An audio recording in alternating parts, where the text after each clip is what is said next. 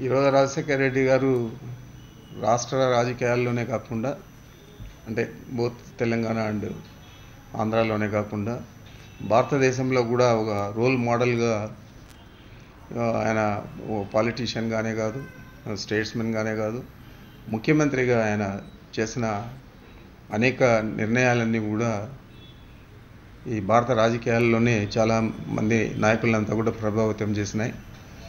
ఆ కోవలో తీసుకుంటే రాజశేఖర రెడ్డి గారు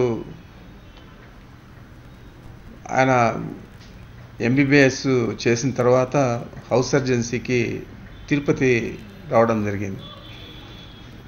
అప్పట్లో వారి కజిన్ ఇప్పుడు కడప పార్లమెంట్ సభ్యుడు అవినాష్ రెడ్డి గారి తండ్రి భాస్కర్ రెడ్డి, నేను ఇద్దరు కూడా మేము క్లాస్మేట్స్గా గ్రాడ్యుయేషన్ చేస్తూ ఉన్నాము.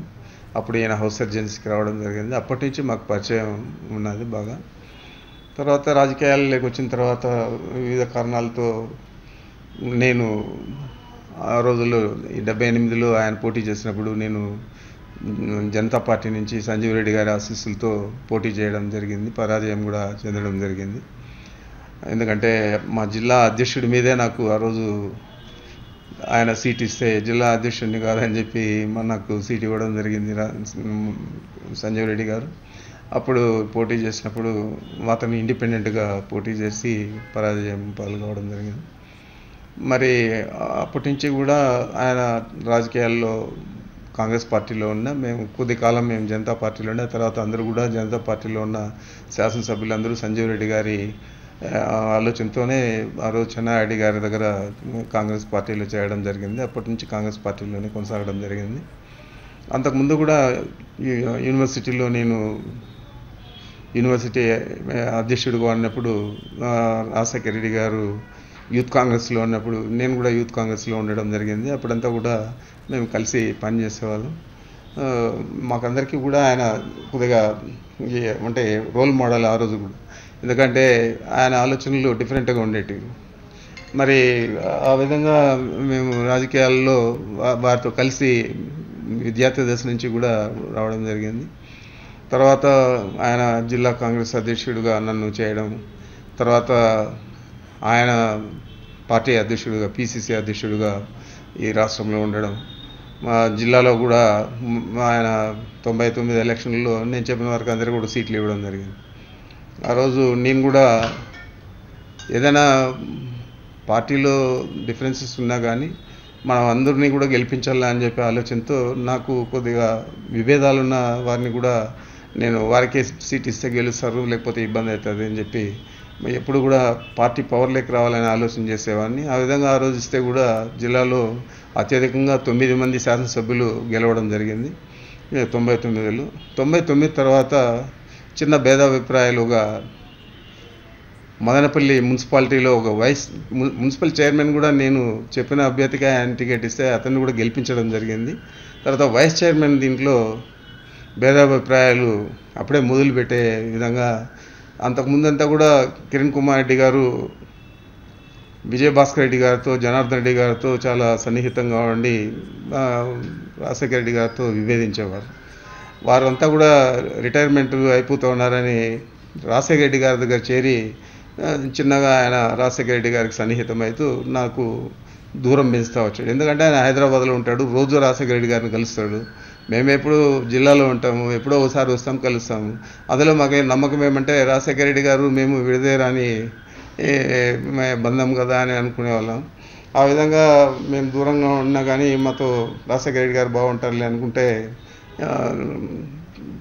కిరణ్ కుమార్ రెడ్డి గారు దూరం చేయడం జరిగింది. అయినా కానీ ఏ రోజు కూడా పార్టీ కోసం ఆయన కానీ నేను కానీ మా శక్తి వంచన లేకుండా నేను జిల్లా స్థాయిలో కానీ ఆయన రాష్ట్ర స్థాయిలో పనిచేయడం జరిగింది. అదే అధికారంలోకి రావడం జరిగింది. అధికారంలోకి వచ్చిన తర్వాత కారణాలు ఏవైనా కానీ నేను ఆ క్యాబినెట్లో చేరలేకపోయినాను. తర్వాత క్యాబినెట్లో 2009లో వారు పిలిచి నిన్ను క్యాబినెట్లో తీసుకుంటాను, ఎన్నికల ముందు నువ్వెవరిని కూడా కాంగ్రెస్ పార్టీ వాళ్ళందరినీ కూడా గెలిపించేట్లు చూడు, ఎవరికి కూడా వ్యతిరేకంగా పనిచేయొద్దు అని చెప్పి వారు చెప్పడం. ఆ విధంగానే మేము చేయడం, తర్వాత ఆయన మాట మీద నిలబడి మంత్రిగా చేయడం కూడా జరిగింది. మరి ఇవన్నీ కూడా రాజశేఖర రెడ్డి గారు ఏదైనా చెప్పిన తర్వాత తప్పనిసరిగా ఆ మాట నెరవేరుస్తాడు అని చెప్పే నమ్మకం నా మాదిరే రాష్ట్రంలో అందరికీ కూడా కల్పించినాడు. ఆ విధంగానే ఆయన వ్యవహారం చేసినాడు రాజకీయంగా. మరి ఆ విధంగా మళ్ళీ మేము మంత్రి కావడం, మంత్రి అయిన తర్వాత కూడా నా గురించి తెలుసు. ఎందుకంటే స్టూడెంట్ డేస్ నుంచి కూడా నా క్యాపబిలిటీస్ గురించి, ఆలోచన గురించి, ఏ విధంగా పనిచేస్తాను, మనకు ఏదైనా మన ఇంటిగ్రిటీ గురించి అంతా కూడా తెలుసు. కాబట్టి పూర్తి స్వేచ్ఛ ఇవ్వడం జరిగింది. అప్పుడే చాలా నిర్ణయాలన్నీ కూడా నాది ఫారెస్ట్ డిపార్ట్మెంట్ అంటే చాలా అందరికీ ఏమనుకుంటారు అంటే పనికిరాని పోర్ట్ఫోలియో ఇది అనుకుంటారు. అయినా కానీ పర్వాలేదు, దీన్ని కూడా మనం బాగా చేయాలనే ఉద్దేశంతో ఆ రోజు ఆయన దగ్గర అన్ని నిర్ణయాలు కూడా నేను చెప్తే తక్షణమే ఆయన ఓకే చేసేవాడు. ఆ విధంగానే అత్యధికంగా ఎప్పుడు కూడా అన్ని వాహనాలు కొనిలేదు. నేను దాదాపు 370 వాహనాలు ఫారెస్ట్ డిపార్ట్మెంట్కి ఇవ్వడం. చాలా ర్యాంపెంట్గా ఉన్నది ఈ స్మగ్లింగ్, రెడ్ శాండర్ స్మగ్లింగ్. దాదాపు 24 ఫారెస్ట్ డివిజన్లలో 24 మంది డిఎఫ్ఓలకు, డివిజనల్ ఫారెస్ట్ ఆఫీసర్స్కు 1+4 పోలీస్ ఫోర్స్ కూడా ఇవ్వడం జరిగింది, ఆర్మ్డ్ పోలీస్ ఫోర్స్. ఆ విధంగా నేను ఏం నిర్ణయం చేసినా కానీ ఆయన ఓకే అనేవాడు. కొద్దిగా చాలా తక్కువ సమయంలోనే ఫారెస్ట్ డిపార్ట్మెంట్లో అధికారుల్లో కానీ, కింద స్థాయి అధికారుల నుంచి పై స్థాయి అధికారులలో కానీ, మిగతా పబ్లిక్లో కానీ మంచి అంటే పేరు ప్రభుత్వానికి తీసుకురావడం జరిగింది. చాలా బాగా చేస్తున్నారు, పటిష్టంగా దీన్ని అడ్డుకుంటా ఉన్నారు స్మగ్లింగ్ను, రెడ్ శాండర్ స్మగ్లింగ్ను అని చెప్పి ఒక పేరు తీసుకురావడం జరిగింది. ఇవన్నీ కూడా నేను ఎందుకు చెప్తున్నా అంటే, ఆయన ఒకసారి ఒక వ్యక్తి మీద విశ్వాసం ఉంచితే అతను పూర్తి స్వేచ్ఛ ఇచ్చేది కాకుండా ఆయన ఎబిలిటీస్ని అసెస్ చేసినాడని తర్వాత ఏ విధంగా మనం డెసిషన్ తీసుకొని, ఏ విధంగా మనం ప్రభుత్వంలో ఒక పేరును పబ్లిక్లకి రిప్యుటేషన్ను తీసుకుపోయేదానికి మనం ఏ ప్రయత్నం చేసినా కానీ ఆయన ఎంకరేజ్ చేసేవాడు. మరి ఆ విధంగా ఆయనతో తిరిగి పాత సాన్నిహిత్యం నాకు నెలకొనేదే కాకుండా పాత అనుబంధాన్ని కూడా బాగా పెంచుకోవడం జరిగింది. మరి ఏది కూడా వారు స్పాంటేనియస్గా నిర్ణయం తీసుకునేవారు. మనం చెప్తానే మంచా చెడ్డ అని ఒక్క క్షణం ఆలోచించి ఎస్ గో హెడ్ అనేవాడు, లేకపోతే ఎందుకు ఇప్పుడు రామచంద్ర మళ్ళా చూద్దాం అనేవాడు. మేము కూడా ఏదైనా చెప్తే ఆయన చేస్తాడు అనే అంశాలనే ఆయన దగ్గర తీసుకుపోయి అవి కూడా ప్రభుత్వం పేరు బాగా, ముఖ్యమంత్రి గారి పేరు బాగా పబ్లిక్లో ఇనుమడించే విధంగా మేము నిర్ణయాలు చేసి నిజంగానే మంచి ఫలితాలు కూడా సాధించడం జరిగింది. అదేవిధంగా ఆ రోజు మా జిల్లాకే ఆయన ప్రోగ్రాం ఉన్నది, ఒక పెళ్ళి ఉన్నది. అదేవిధంగా ఆ పెళ్ళికి రావాల్సి వచ్చి మనం రచ్చబండ ప్రోగ్రాం అనే కార్యక్రమాన్ని రూపొందించినారు రెండోసారి ముఖ్యమంత్రి అయిన తర్వాత. దాన్ని ఫస్ట్ ఇనాగరేట్ చేయడం మా జిల్లాలోని చిత్తూరు అసెంబ్లీ కాన్స్టిట్యుయెన్సీలో పెట్టుకోవడం జరిగింది. అప్పుడు జిల్లాలో అందరితో కూడా నన్ను బాగా కలిపి జిల్లా అంతా కూడా మనకు పటిష్టంగా ఉంటే మనకు మంచి పార్టీకి బలం వస్తుంది అని చెప్పే ఆలోచనతో ఆ రోజు మాకు అక్కడ చిత్తూరు శాసనసభ్యుడు సికే బాబుకు నాకు చాలా డిఫరెన్సెస్ ఉండేవి.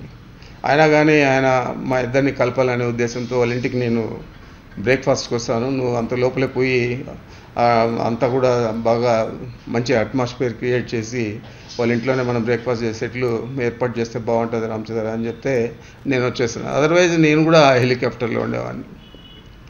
అందుచేత నేను ముందటి రోజే వచ్చేసి చిత్తూరు వెళ్ళి ఈ కార్యక్రమాలన్నీ కూడా ఏర్పాటు చేసిన. మరి ఆ రోజు జరగడానికి జరిగిపోయింది. మరి అలాంటి గొప్ప నాయకుడిని మనం ఆ రోజు కోల్పోవడం అనేది ఈ రాష్ట్ర ప్రజలకు, తర్వాత ఈ రాష్ట్ర అభివృద్ధికి అన్నిటికీ కూడా అది చాలా అంటే అడ్డంకిగా మారింది. ఆ రోజు ఆయన ఆలోచనలో 1 కోటి ఎకరాలకు సాగునీరు ఇవ్వాలని చెప్పి ఏదైతే ఆలోచన చేశారో ఇది ఆలోచన పూర్తి కాకుండా పోయింది. ప్రభుత్వాలు మారడం, కిరణ్ కుమార్ రెడ్డి గారు ముఖ్యమంత్రి కావడం, మరి ఏ విధంగా సోనియా గాంధీ గారు కిరణ్ కుమార్ని ముఖ్యమంత్రి చేశారో నాకు తెలియదు, కానీ ఆయన ఏ వాగ్దానాలు ఆమెకు చెప్పారో లేదా ఆ రోజు మా నాయకుడిని జగన్మోహన్ రెడ్డి గారిని దృష్టిలో పెట్టుకొని వాళ్ళు ఈయన కూడా చాలా యువకుడు, రాయలసీమ నుంచి వచ్చాడు, ఈయన కంటైన్ చేయగలుగుతాడు జగన్మోహన్ రెడ్డి గారిని అని ఆలోచన చేస్తున్నారో ఏమో, కానీ మరి అలాంటి అసమర్థుల్ని తీసుకొచ్చి ముఖ్యమంత్రిగా పెట్టడం, ఈ రాష్ట్రంలో కాంగ్రెస్ పార్టీ నామరూపాలు లేకుండా పోవడం జరిగింది. ఆ రోజు జగన్ బాగా ఆలోచన చేసి రాజకీయంగా తిరిగి మళ్ళా మనం దేశంలో కాంగ్రెస్ పార్టీని గెలిపించుకోవాలనే సోనియా గాంధీ గారు కానీ రాహుల్ గాంధీ కానీ ఆలోచన చేస్తుంటే తప్పకుండా ఆ రోజే జగన్మోహన్ రెడ్డి గారిని ముఖ్యమంత్రిని చేస్తుంటే ఈ రాజశేఖర రెడ్డి గారి ఆశయాలన్నీ కూడా పూర్తి స్థాయిలో ఈ వేళకు అమలయ్యేటి. 1 కోటి ఎకరాలకు సాగునీరు ఇచ్చేదే కాకుండా ప్రజల కోసం ఏదైతే ఈ కార్యక్రమాలన్నీ కూడా ఆయన చేపట్టినాడో, సోషల్ వెల్ఫేర్ మెజర్స్ అన్నీ కూడా ఏ విధంగా అయితే ఫాస్ట్గా 5 సంవత్సరాల్లోనే ఇంటింటికి చేరే విధంగా చేశారో వాటన్నిటినీ కూడా పూర్తి స్థాయిలో అమలు చేసేదే కాకుండా కొత్త కార్యక్రమాలు కూడా తీసుకొని జగన్మోహన్ రెడ్డి గారు పెద్ద ఎత్తున ఈ రాష్ట్ర ప్రజలకు ఉపయోగపడే విధంగా, రాష్ట్రం అభివృద్ధి చెందే విధంగా చేసేవారు. మరి ఆ అవకాశాన్ని కాంగ్రెస్ పార్టీ కోల్పోవడమే కాకుండా కాంగ్రెస్ పార్టీ నామరూపాలు లేకుండా వెళ్ళిపోయింది. మా నాయకుడిని జగన్మోహన్ రెడ్డి గారిని దాదాపు 15-16 నెలలు జైల్లో ఉంచడం అంటే ఆయన ఏమన్నా ముఖ్యమంత్రిగా పనిచేశాడా, లేదా ఎప్పుడైనా సెక్రటేరియట్కి వచ్చినాడా, రాజకీయాల్లో ఎక్కడైనా ఆయన చురుకుగా పాల్గొన్నారా, ఎక్కడైనా ఒక ఫైల్ మీద సంతకం చేసేదానికి ఆయన కారణభూతులైనారా? ఏది కూడా లేదు. మరి అకారణంగా ఏదో ఒక కుట్రపూరితంగా, అది మరీ సిగ్గు విడిచి చంద్రబాబు నాయుడుతో కుట్ర పన్ని ఇద్దరూ కలిసి, కాంగ్రెస్ పార్టీ తెలుగుదేశం పార్టీ ఇద్దరూ కలిసి చంద్రబాబు నాయుడు కిరణ్ కుమార్ రెడ్డి గారి ఆధ్వర్యంలో సోనియా గాంధీ తతంగాన్ని అంతా కూడా నడిపించి ఈ రాష్ట్ర ప్రజలందరికీ కూడా తెలిసే విధంగా ఇంత అన్యాయంగా ప్రవర్తించారంటే దాని పర్యవసానమే ఈ కాంగ్రెస్ పార్టీకి డిపాజిట్లు లేకుండా వెళ్ళిపోయినాయని చెప్పి చెప్తా ఉన్నాను. ఇదే పరిస్థితి రాబోయే ఎన్నికల్లో కూడా తప్పనిసరిగా పునరావృతం అవుతుంది. తప్పకుండా మేము కూడా రాజశేఖర రెడ్డి గారి ఆశయాలను తిరిగి మళ్ళా ప్రజల్లోకి తీసుకుపోయి వీటినన్నింటినీ పటిష్టంగా జగన్మోహన్ రెడ్డి గారు అమలు చేస్తారు. జగన్మోహన్ రెడ్డి గారు అంతకంటే ఇంకా నిబద్ధత గల నాయకుడు. తప్పకుండా మీ ఆలోచనకు తగినట్లు ఆయన పనిచేస్తాడని చెప్పి ప్రజలకు అందరికీ కూడా మేము చెప్పే విధంగా ప్రయత్నం చేస్తాం. తప్పకుండా మా ప్రయత్నాలు ఫలిస్తాయి. జగన్మోహన్ రెడ్డి గారు ముఖ్యమంత్రి అయ్యేదానికి రాజశేఖర రెడ్డి గారు చేపట్టిన కార్యక్రమాలన్నీ కూడా దోహదపడతాయని చెప్పి నేను గట్టిగా, నా అనుభవపూర్వకంగా నేను గట్టిగా విశ్వసిస్తూ ఉన్నాను. అదే కాకుండా ఈరోజు రాష్ట్రంలో జరిగే కార్యక్రమాలన్నీ చూస్తే ఏదైతే రాజశేఖర రెడ్డి గారు చేపట్టినారో వాటినన్నింటినీ మనం తిరగరాయాలా అని చంద్రబాబు ఆలోచన చేసి ఈ 2 సంవత్సరాలు చాలా కష్టపడి ఆయన రాజశేఖర రెడ్డి గారి పేరును మరుగునపరచాలనేది కాకుండా ఇంకా ఎక్కువ అందరూ కూడా సిగ్గుతో తల వంచుకునే విధంగా విగ్రహాలను కూడా కూల్స్తున్నారు. రాజశేఖర రెడ్డి గారి విగ్రహాలను కూడా కూల్చే అంత ద్వేషాన్ని ఆయన రాజశేఖర రెడ్డి గారి మీద, వైఎస్ఆర్ కాంగ్రెస్ పార్టీ మీద పెంచుకున్నాడంటే మరి దాని పర్యవసానం రాబోయే ఎన్నికల్లో తప్పకుండా ప్రభావితం చేస్తుంది. తెలుగుదేశం పార్టీకి బుద్ధి చెప్పే విధంగా ప్రజలందరూ, రాష్ట్ర ప్రజలందరూ కూడా వ్యవహరిస్తారని నేను ఆలోచన చేస్తూ ఉన్నాను. అదేవిధంగా రాజశేఖర రెడ్డి గారు విద్యార్థి దశ నుండి తర్వాత రాజకీయాల్లోకి వచ్చిన తర్వాత ఆయన మంత్రి అయిన తర్వాత ఆయన ఏ విధంగా సహాయపడినాడు చంద్రబాబు నాయుడు గారికి, చంద్రబాబు నాయుడు గారు మంత్రి అయ్యేదానికి ప్రధాన కారణభూతుడు అవునా కాదా అని చెప్పి ఒకసారి చంద్రబాబు నాయుడు గారు ఆలోచన చేస్తే తప్పకుండా ఇంత దురాగతానికి పాల్పడాడని చెప్పేది నేను కాదు. రాష్ట్రంలో ఆ విషయాలన్నీ తెలిసిన రాజకీయ అనుభవం ఉన్న ప్రతి నాయకుడు కూడా ఆలోచన చేస్తారు. తప్పకుండా చంద్రబాబు చేసింది తప్ప రైట్ అనేది ఈ రాష్ట్ర ప్రజలందరికీ కూడా అవగతం అవుతుందని చెప్పి నేను మనవి చేస్తాను.